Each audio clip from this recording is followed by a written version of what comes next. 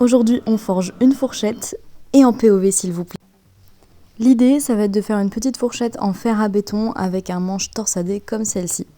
On commence évidemment par venir allumer la forge. Par sécurité, moi je préfère prendre l'intermédiaire d'un petit bout de papier que j'ai enflammé et que je tiens dans mes tenailles.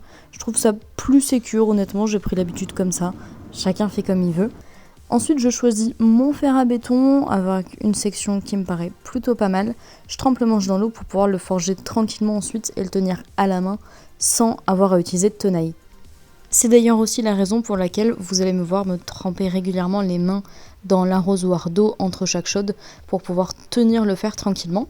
Ici, je vais commencer tout simplement par transformer mon fer à béton, donc qui est une section ronde, sur une section carrée pour ensuite venir former les dents, faire la torsade, etc. comme vous avez vu sur la première fourchette. Ensuite, je viens aplatir l'extrémité de mon fer pour préparer à la forge des dents, vous allez voir. Et des fois, il y a des petits accidents. C'est aussi pour ça que je préfère ne pas trop forger avec des tenailles. Le bout du fer est légèrement aplati. On va donc pouvoir s'attaquer à la forge des dents.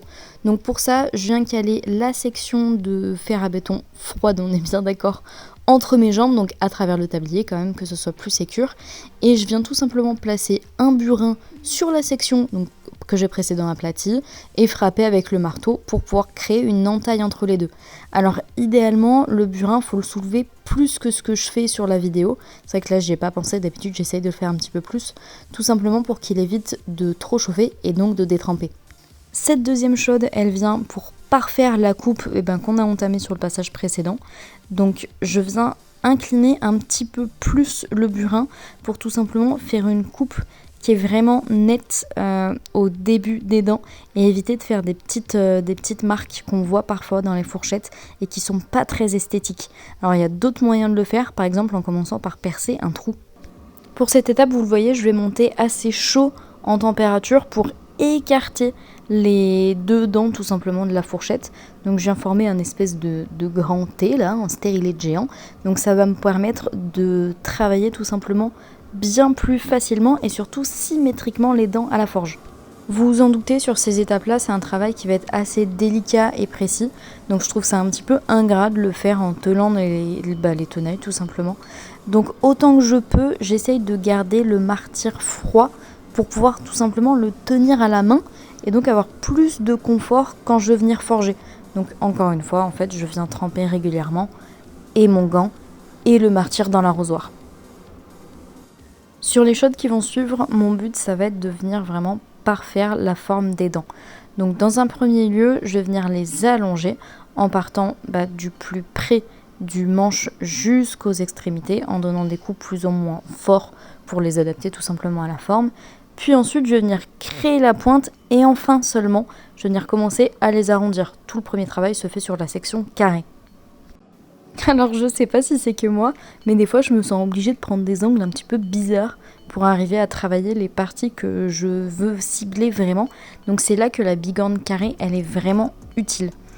Toujours est-il que sur cette partie précisément de la forge, donc les dents, j'essaye de forger assez chaud parce que c'est des parties qui sont très fragiles et vraiment c'est pas le moment de les casser.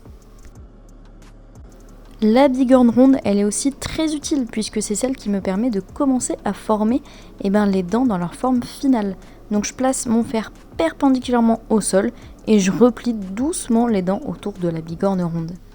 Ensuite, je viens corriger le positionnement des dents que je viens de faire à la bigorne avec une pince, donc quitte à m'y reprendre à plusieurs fois parce que je trouve que c'est une étape qui est importante et qui va permettre à la dent d'être pratique à l'utilisation.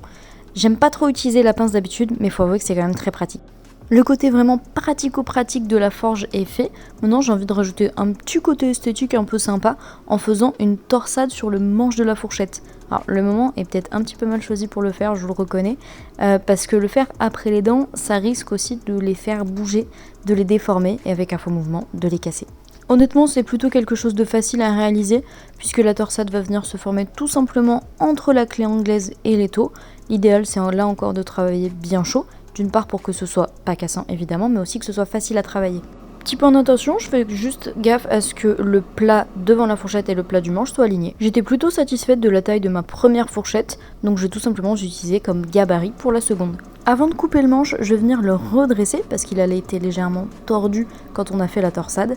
Normalement, ça se fait un maillet en bois, à défaut j'utilise une planche, donc c'est pour préserver les torsades, même si évidemment c'est pas fait pour, ça marche moins bien, on va être franc là-dessus. Pour sectionner le manche, je place tout simplement la fourchette à 45 degrés sur l'arête de mon enclume et je frappe perpendiculairement au fer en donnant des petits quarts de tour.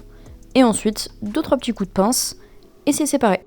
Le gros de la forge est terminé, je viens chauffer la fourchette et la tremper dans l'huile pour la protéger. Évidemment, ça n'est pas une trempe, le fer à béton c'est un acier doux, il n'est pas assez carboné, donc c'est juste une protection contre l'humidité.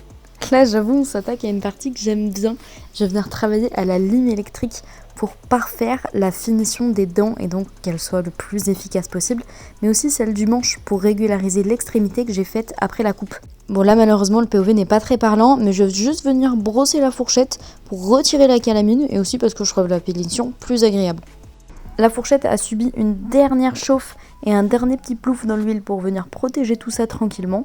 Je vous laisse regarder ce que ça donne. J'espère en tout cas que cette vidéo en POV, comme si vous la forgiez, vous a plu. J'ai hâte d'avoir vos retours dans les commentaires. On se retrouve là-bas et sur Instagram. A plus.